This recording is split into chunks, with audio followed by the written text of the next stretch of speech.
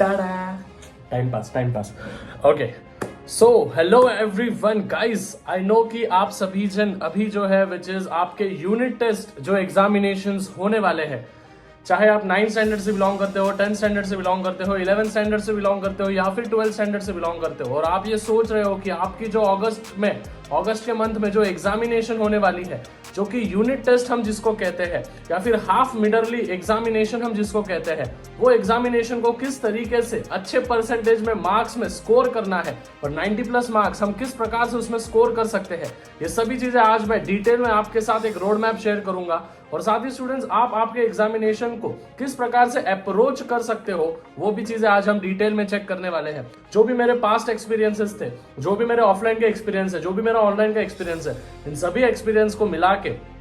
आपके सामने कुछ ऐसा एक जादू मंत्र मैं आपके सामने फेंकने वाला हूं, जिससे कि आप यूनिट टेस्ट में एकदम अच्छे से मार्क्स स्कोर कर लो। सबसे पहला पॉइंट होने वाला है स्टूडेंट्स की नो योर पोर्शन, मतलब कि आपको सबसे पहली चीज आपका पोर्शन जानना बहुत ज्यादा नेसेसरी होने वाला है। अभी portion in the sense, suppose science 1 हो, साइंस 2 हो, अगर मैं 10th की बात करूं जो कि मेन होता है एज कंपेयर टू 9th और 8th स्टैंडर्ड, तो अगर मैं उसकी बात करूं तो 10th स्टैंडर्ड में जो भी साइंस 1 है, साइंस 2 है, जो कि डिवीजन करके दिया है हमको साइंस 1 और साइंस 2, उसमें आपको इस पर्टिकुलर एग्जामिनेशन में कितने चैप्टर्स आने वाले हैं, और चैप्टर्स आने के बाद स्टूडेंट्स आप आपके टीचर से पूछ सकते हो कि हमको जो है पैटर्न पेपर दिया जाए। जी हाँ स्टूडेंट्स, पैटर्न पेपर से हमको समझ में आए, जाहिर सी बात है ये वाली जो एग्जामिनेशन होगी ये बहुत ज्यादा मार्क्स की नहीं होगी, मतलब 30-40 के ऊपर मार्क्स की नहीं होगी, ये 20 मार्क, 10 मार्क, 15 मार्क, मतलब अगर साइंस 1 होगा तो 10 मार्क, साइंस 2 होगा तो 10 मार्क। तो जाहिर सी बात है स्टूडेंट, 10 मार्क में 2 मार्क तो फिल इन द ब्लैंक्स को मिलेंगे, 2 मार्क तो एमसीक्यू जो भी पैटर्न होते हैं, मतलब 4 मार्क तो उसमें डिवीजन होंगे, और जो 6 मार्क्स होंगे वो गिव रीजंस में आएंगे, शॉर्ट नोट्स में आएंगे, और कोई डायग्राम होगा बायोलॉजी में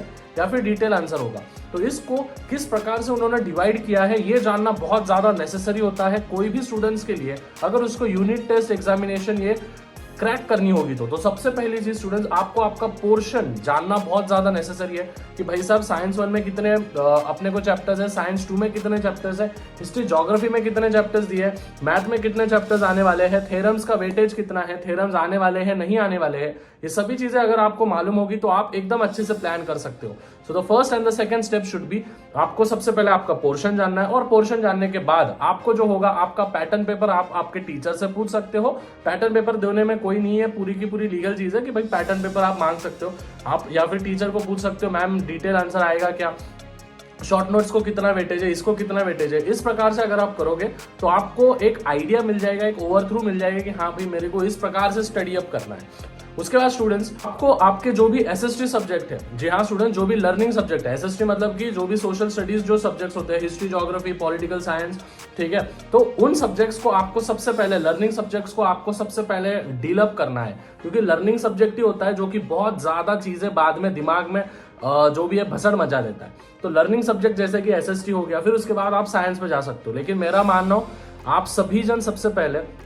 एसएसटी मतलब कि history geography civics, in time को सबसे पहले आप इन सब्जेक्ट्स का सबसे पहले लर्निंग करो, और उनका टाइम जब बचता है तो आप वो टाइम आप साइंस को दे सकते हो, या फिर कोई भी लैंग्वेजेस सब्जेक्ट को दे सकते हो, या फिर मैथ सॉल्विंग कर सकते हो। अभी मैथ सॉल्विंग की बात आई गई है तो मैं आपको ये बता दूं, बहुत सारे बच्चे बोलते हैं भैया हम सुबह पढ़ाई करें या फिर रात को पढ़ाई करें। सबसे पहली चीज स्टूडेंट्स, रात को जाहिर सी बात है हम सभी को 9-10 के बाद जो भी होता है वो नींद आ जाती है, क्योंकि बहुत ज्यादा हेक्टिक होता है आपका भी दिन। सुबह उठो, स्कूल को जाओ, फिर क्लासेस को जाओ, फिर फलाना ठिकाना करो, इसको देख उसको देख, राइट। तो ये सभी चीजें होने के बाद आप रात को 9-10 के बाद जो होता है बहुत ज्यादा आप टायर्ड फील करने लगते हो। तो स्टूडेंट्स मैं आपको यही सजेशन दूंगा कि रात को लर्निंग ना करें, ठीक है, रात को जो होगा वो लर्निंग बिल्कुल ना करें। रात को आपको मैथ सॉल्विंग करना है, मैथ सॉल्विंग करना बहुत ज्यादा नेसेसरी हो जाएगा। अगर आपको पता है कि भाई अपना मैथ्स अपने को थोड़ा सा हार्ड जाता है, थोड़े वीक है अपन मैथ में, स्टेप्स में अपने को नहीं समझ में आ रहा है, क्योंकि मैथ्स में स्टेप्स से बहुत ज्यादा नेसेसरी होते हैं। तो अगर आपको स्टेप्स किस प्रकार से लिखना है वो पता नहीं है, तो आपको उसके लिए प्रैक्टिस ज्यादा लगेगी। और प्रैक्टिस आप कब करोगे, जब आप एकदम से मतलब कि उसमें पूरा की पूरा फोकस रहोगे। तो मैं आपको यही सजेशन दूंगा कि अगर आपसे आपको रात को पढ़ाई करनी है, और रात को अगर आप सोच रहे हो कि भाई मैं लर्निंग करूं या फिर मैथमेटिक्स सब्जेक्ट का करूं, तो मैं आपको यही सजेशन करूंगा कि रात को जो होगा बच्चा लोग, आपको जो है वो मैथ्स, जी हाँ मैथ्स के आपको स्टडी करनी है, क्योंकि रात को कैसे थोड़ा सा नींद आता है, तो जब आप मैथ सॉल्व करते हो ना तो वो थोड़ा सा माइंड चलने लगता है, तो माइंड चलने लगा तो नींद जो होती है वो उड़ जाती है। तो ये आप कर सकते हो। लर्निंग कब करोगे, तो लर्निंग में सभी को एक ही सजेशन दूंगा, आप अभी छोटे हो, मतलब कि 18 साल तक जो भी होगा, विच इज आपको सुबह ही पढ़ाई करना बहुत ज्यादा नेसेसरी होगा। जब भी आप इंजीनियरिंग वगैरह करोगे तो आप नाइट मार सकते हो, लेकिन मैं आपको यही सजेशन करूंगा, being a teacher, being an educator and being a student also in my past years,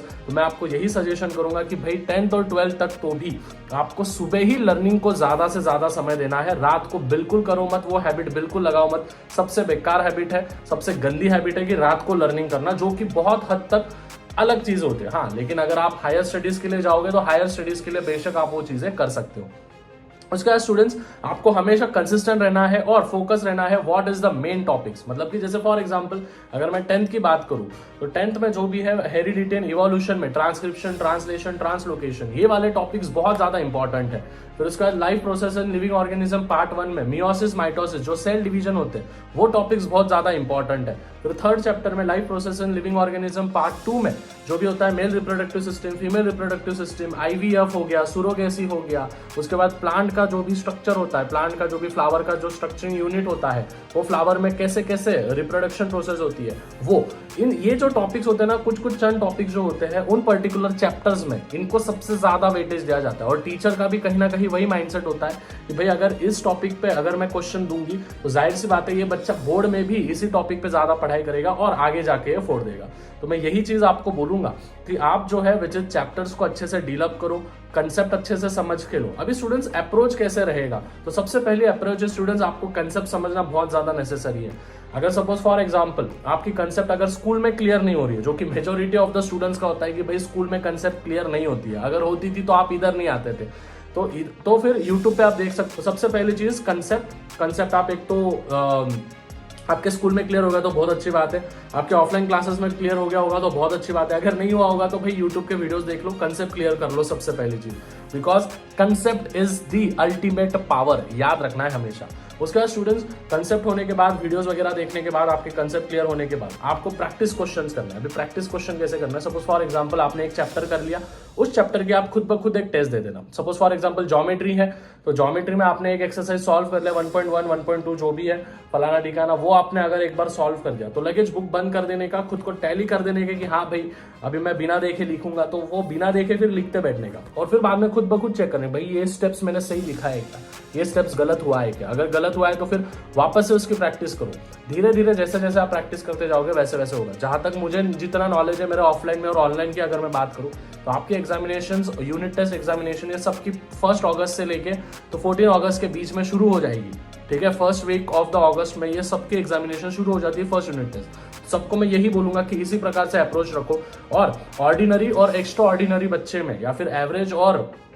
अपने जो भी टॉपर बच्चा होता है, इन दोनों में एक ही डिफरेंस होता है कि वो वाला बच्चा ज्यादा रिवीजन करता है, टॉपर वाला बच्चा ज्यादा रिवीजन करता है एज कंपेयर टू एवरेज बच्चा। तो आई होप स्टूडेंट्स आपको सभी चीजें एकदम क्लियर हो गई है। आई होप आपको ये स्ट्रैटेजी जरूर एकदम एफिशिएंट रहेगी और आपको सभी चीजें एकदम फोड़ने के लिए काम में आएगी। अगर वीडियो थोड़ा भी अच्छा लगे स्टूडेंट्स तो यार याद से नीचे चैनल को सब्सक्राइब कर देना है, साथ ही बेल आइकन को भी हिट कर देना है। तो आई होप वो भी आप अगस्त के एंड तक कर दोगे। तो मिलते हैं स्टूडेंट्स अगले वीडियो में। टिल देन टेक केयर, मचाते रहो, फोड़ते रहो। Bye everyone, love you all, bye.